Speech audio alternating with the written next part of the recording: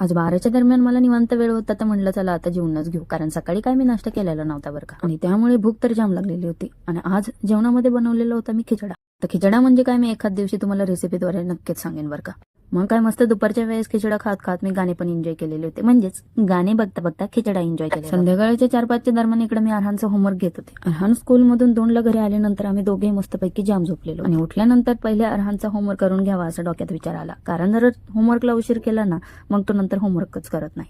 आणि गमतीचा विषय म्हणजे आजही त्याने नाटकच केलेले होते. ज्या पण वेळेस मी त्याला होमवर्क करायला सांगते का नाही, तो अशी नाटकं करतो. एकतर त्याला झोप लागते, नाहीतर त्याला भूक लागते. आणि आजही नेहमीप्रमाणे त्याचा काही नियम त्याने मोडलेला नव्हता.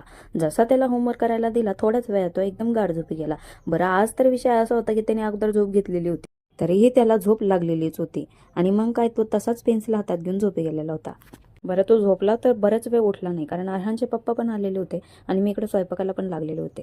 स्वयंपाक होईपर्यंत तो जाम झोपलेला होता. आज कामावरून घरी येताना अरहानच्या पप्पांनी खाण्यासाठी बऱ्याच काही गोष्टी घेऊन आलेले होते.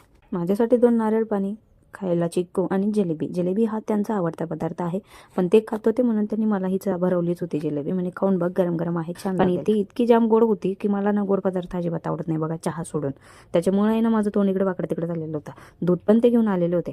आणि त्याच्यानंतर अरहान बघा उठलेला होता. उठलेलं म्हणजे काय, त्याला जबरदस्ती उठवलेलं होतं.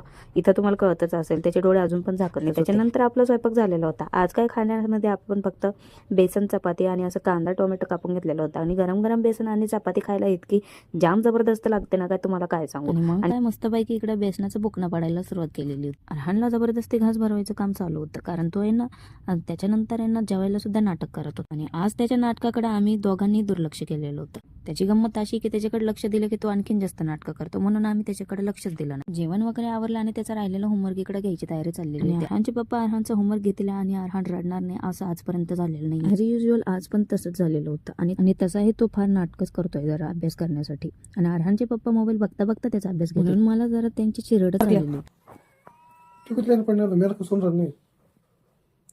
मोबाइल चालू था अभी तक तुम्हारे हाथ में, तुम्हारा कहाँ से सुनेंगे, ध्यान नहीं तुम्हारा उसके पास। मोबाइल में साइड को रखा था कब मैंने बोले बात, तो बंद कर।